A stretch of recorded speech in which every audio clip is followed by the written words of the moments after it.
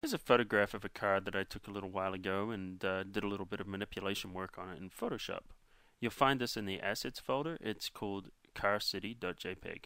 Now what I need to complete this particular image is I'd like to put some numbers on it. I'd like to put a number on the hood and one on the side. Now this faces a couple of unique challenges. The first challenge is we need to follow the perspective. Since this was taken with a wide angle lens, we have a lot of perspective in this image. And then the second thing we need to do is follow the curvature of the body of the car. Notice on the sides there it curves, and on the front.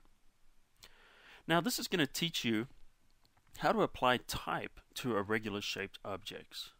So what we're going to do is we're going to create a number. Let's just click here on the type tool, and we're using a nice thick font like Arial Black, and we'll type in the number 24.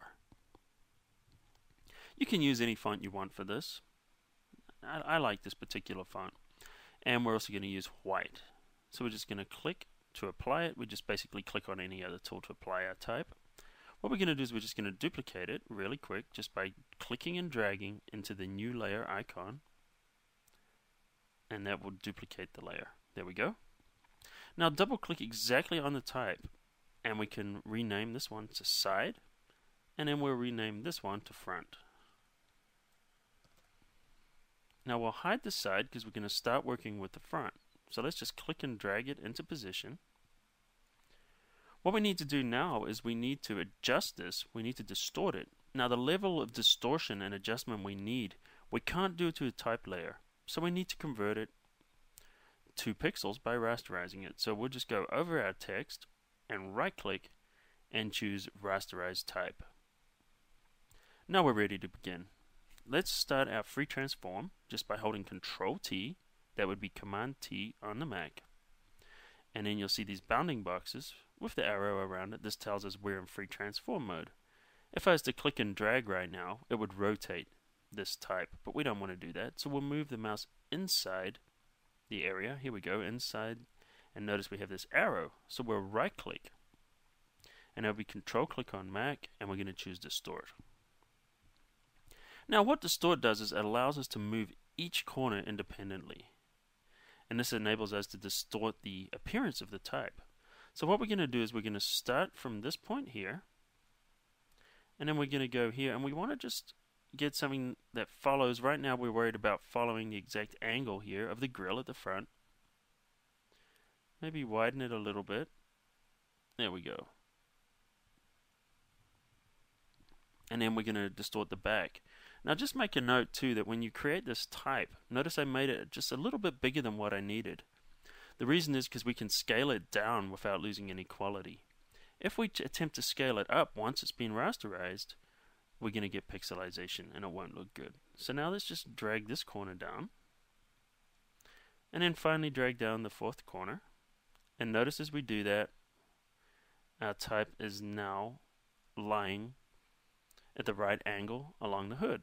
Now the only thing we need to do now is just give it a little bit of a curve. And we can do that by simply right clicking and then choosing warp. Now when you see warp, you'll see this little grid here, and we can just click and drag inside this little grid, and notice as we do that we get this nice little curving effect.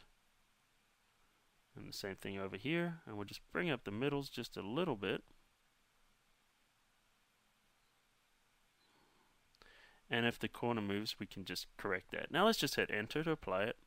And notice we've got our type there. Maybe I could have given it a little bit more of a curve, but it doesn't really matter. I just wanted to let you see this effect. So now what we could do to blend it in a little bit more is we could change the blending mode. There's a couple of things we could do. One thing we could do is change it to overlay blending mode. And notice it'll kind of blend in a little bit. Or we could just go back to the normal blending mode and just drop the opacity slightly. That also gives us a pretty realistic effect because we just want to blend it in and make it look more realistic. The other thing we could do is we could choose hard light and then drop the opacity, and this gives us a pretty nice effect.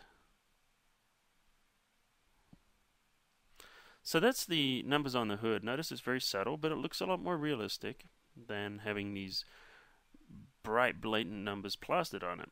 Let's try this again. This time we're going to work on the side. So we're just going to make the side visible, select it, click it more or less into position, Now this is a lot bigger than what we need, but that's no problem. Rasterize it like we did before by right clicking. And then we're going to go free transform, Control T, and then we're going to right click and choose distort one more time. Now we're just going to take the first corner, drag it into position, take this second corner, take the third corner, we don't want it to hit the door handle, and then take the fourth corner. Thinking about the perspective here, so we may want to bring the front down a little bit. And that's looking pretty good. Actually, not quite right. Let's bring it in. Now, if you want, and you're using Photoshop CS2, you could do this particular part here in Vanishing Point, and that's covered in another tutorial in this particular lesson. And what we're going to do now is we're going to right-click in here, get our warp tool. Now, we don't need to warp this very much at all, just a slight little bit. I'm just going to bring it out because there's not that much of a curve to the door. And then just do the same thing on the front.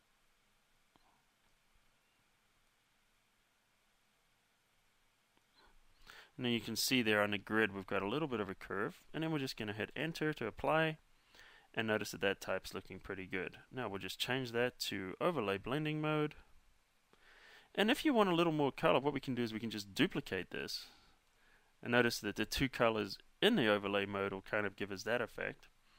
Or we could just change it to a different blending mode, perhaps like a hard light, and just drop the opacity down a little bit. Just whatever really takes your fancy. We just don't want it full opacity because it looks a little too artificial. So we'll just drop it down a little bit just to make it look more blended into the image. And right there, that's how we apply text to irregular shaped objects.